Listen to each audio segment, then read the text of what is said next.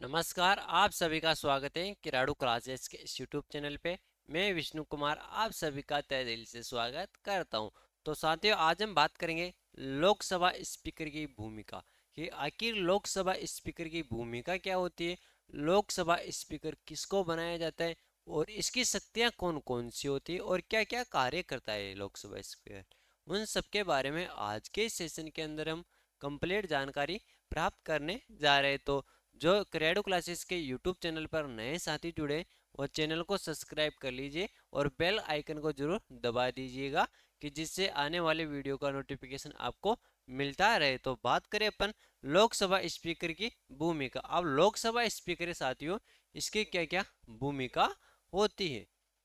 अब सबसे पहले तो हम ये देखें कि लोकसभा स्पीकर कौन होता है।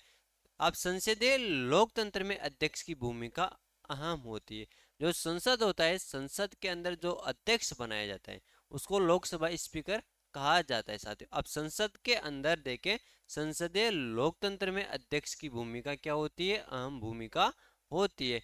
एनडीए में प्रमुख सहयोगी टीडीपी और जेडीयू दोनों ही इस पद के लिए होड़ में है साथियों।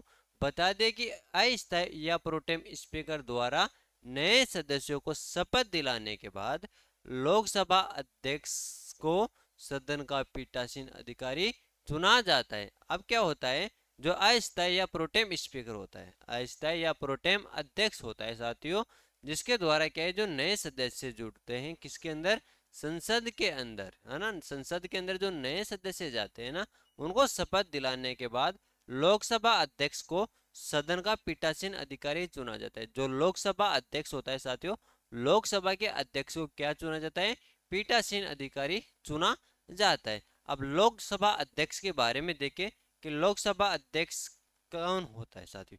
अब लोकसभा अध्यक्ष का पद है ना साथियों, ये एक संवैधानिक पद है। क्या है, संवैधानिक पद है लोकसभा अध्यक्ष का पद।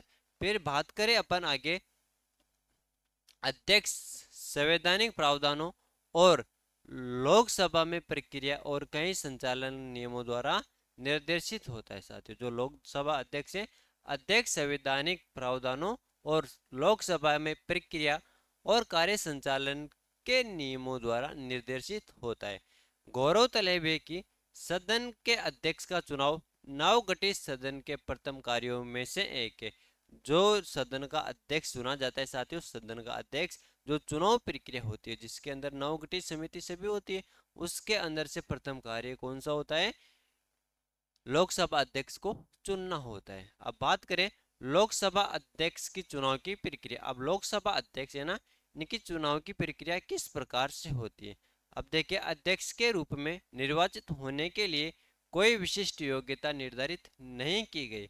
अब इसके अंदर क्या है साथियों, अध्यक्ष के रूप के अंदर किसी को यदि अपन निर्वाचित कर रहे हैं ना, तो उसके लिए कोई विशिष्ट योग्यता की आवश्यकता नहीं है। संविधान में कहा गया है कि अध्यक्ष को सदन का सदस्य होना चाहिए। संविधान में लिखा हुआ है जो अध्यक्ष बनेगा साथियों, जो क्या होना चाहिए, संसद का सदस्य होना चाहिए। लेकिन संसद के संविधान और परंपराओं की समझ एक बड़ी संपत्ति मानी जाती है। फिर नेक्स्ट बात करें अपन, साथ ही सदन अपने पीठासीन अधिकारी का चुनाव उपस्थित सदस्यों का साधारण बहुमत से करता है जो सदन में मतदान करते हैं साथियों। अब जो अध्यक्ष का पद चुना जाता है ना, कि अध्यक्ष किसे बनाया जाता है, ये क्या है, साधारण बहुमत से चुना जाता है। जो संसद के अंदर जितने भी सदस्य उपस्थित है उनके द्वारा चुना जाता है, किसे, साधारण बहुमत से, जो सदन में मतदान करते हैं। जो कहाँ पर मतदान करते हैं साथियों, वह सदन के अंदर मतदान करते हैं। आमतौर पर सत्तारूढ़ दल का कोई सदस्य अध्यक्ष चुना जाता है। जो सत्तारूढ़ दल है साथियों, सत्तारूढ़ दल का कोई सदस्य क्या चुना जाता है, अध्यक्ष चुना जाता है। अध्यक्ष के निर्वाचित होने के बाद प्रधानमंत्री और विपक्ष के नेता यदि सदन में हो, अन्यथा सदन में विपक्ष में सबसे बड़ी पार्टी के नेता अध्यक्ष को आसन तक ले जाते हैं। जो अध्यक्ष होता है, अध्यक्ष को आसन तक ले जाते हैं। कौन कौन लेके जाते हैं, एक तो प्रधानमंत्री और विपक्ष के नेता। अब ये दोनों ना हो तो सबसे बड़ी पार्टी का नेता आसन तक ले जाता है। अब अपन देखें लोकसभा अध्यक्ष की भूमिका और शक्तियां कौन कौन सी होती है। वह सदन के अंदर भारत के संविधान के प्रावधानों लोकसभा की प्रक्रिया और कार्य संचालन के नियमों तथा संसदीय मामलों का अंतिम व्याख्याकार होता है साथियों। ऐसे कोई मामले होते हैं ना, उनका क्या है, अंतिम व्याख्याकार होता है कौन, लोकसभा अध्यक्ष। इनके द्वारा निचले सदन की बैठकों की अध्यक्षता की जाती है। जो संसद है साथियों, संसद के अलावा और भवन है, राज्यसभा है, लोकसभा है, इनकी क्या है, अध्यक्षता की जाती है।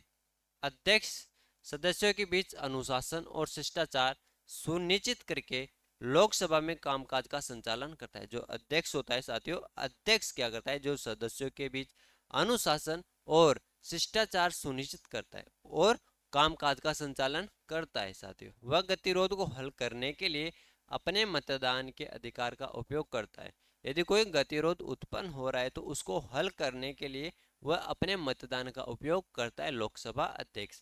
फिर अर्थात जब सदन मतदान प्रक्रिया शुरू करता है तो अध्यक्ष पहले चरण में मतदान नहीं करता है। जब सदन के अंदर मतदान प्रक्रिया शुरू होती है किसी को लेकर, उसके बाद देखें तो अध्यक्ष होता है, अध्यक्ष प्रथम चरण के अंदर मतदान नहीं करता है। जो प्रथम चरण होता है मतदान का, उसके अंदर जो लोकसभा अध्यक्ष वो मतदान नहीं करता है।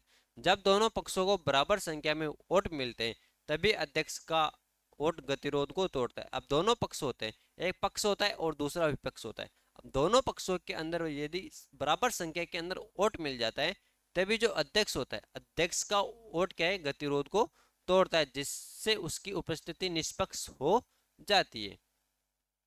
वह संसद के दोनों सदनों की संयुक्त बैठक करता है, यानी अध्यक्षता करता है। जो संसद के दोनों सदन होते हैं, कौन कौन से, लोकसभा और राज्यसभा, ये दोनों सदन होते हैं ना, उन दोनों सदनों की क्या करता है, अध्यक्षता करता है। कोई विधेयक धन विधेयक है या नहीं, यह तय करने की निर्णायक शक्ति अध्यक्ष को दी गई है और उसका निर्णय अंतिम माना जाता है। यदि कोई विधेयक लाया जाता है ना, तो वह विधेयक धन विधेयक है या नहीं, यह तय करता है कौन, लोकसभा अध्यक्ष। जिसकी शक्ति किसको दी गई, जिसकी शक्ति अध्यक्ष को दी गई और उसका निर्णय अंतिम माना जाता है। जो लोकसभा अध्यक्ष है, लोकसभा अध्यक्ष का निर्णय अंतिम माना जाता है। अब लोकसभा अध्यक्ष की पद मुक्ति के बारे में, अब लोकसभा अध्यक्ष को चुन लिया तो उसकी पद मुक्ति के बारे में देखिए कि वह अपने पद से मुक्त किस प्रकार से होता है। अब लोकसभा अध्यक्ष की मृत्यु हो जाती है तो वो क्या है, पद से मुक्त हो जाता है। यदि वही नहीं रहेगा तो पद से मुक्त तो हो गया शायद। फिर बात करें, यदि वह लोकसभा का सदस्य नहीं रहता, जो लोकसभा अध्यक्ष बनाया जाता है ना, वह लोकसभा का अध्यक्ष नहीं रहता तो वह इस पद से मुक्त हो सकता है। फिर बात करें अपन, यदि वह उपाध्यक्ष को पत्र लिखकर इस्तीफा दे दे। अब जो लोकसभा अध्यक्ष है ना, लोकसभा अध्यक्ष उपाध्यक्ष को पत्र लिखकर अपना इस्तीफा दे दे तब लोकसभा अध्यक्ष नहीं रहता। फिर बात करें, यदि उसे लोकसभा के सभी सदस्यों के बहुमत से पारित प्रस्ताव द्वारा हटा दिए जाए। अब जो लोकसभा के जितने भी सदस्य है ना, वह बहुमत से पारित करके लोकसभा अध्यक्ष को हटा दिया जाता है, तब वह लोकसभा का अध्यक्ष नहीं रहता है। तो आज के इस सेशन के अंदर हमने चर्चा की लोकसभा प्रोटेम स्पीकर के बारे में। तो सभी का धन्यवाद, thank you, all the best, जय हिंद, जय भारत।